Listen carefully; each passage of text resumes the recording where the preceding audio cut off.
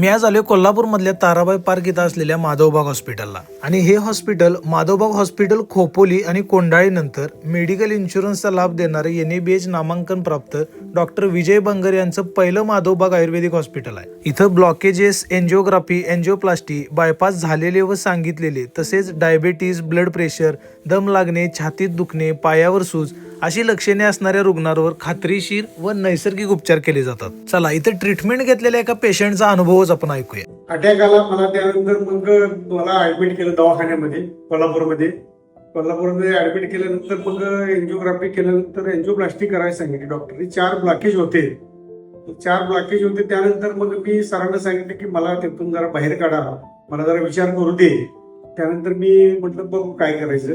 त्यानंतर मी जरा माहिती काढली आणि मग ताराबाई पार्कमध्ये माधवबाग आहे असं समजलं। विजय बांगर सरांच्याकडे जरा आलो, चौकशी केली। त्यांनी सांगितलं की आपल्याकडे होईल माधवबागला ताराबाई पार्कमध्ये ऍडमिट झालो।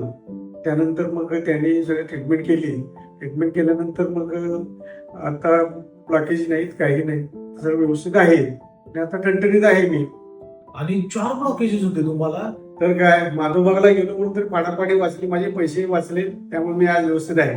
जर तुम्हाला सुद्धा हृदयरोगासंदर्भात काही तक्रारी असतील तर एक सेकंड ओपिनियन म्हणून माधवबाग ताराबाई पार्कला एकदा अवश्य भेट द्या।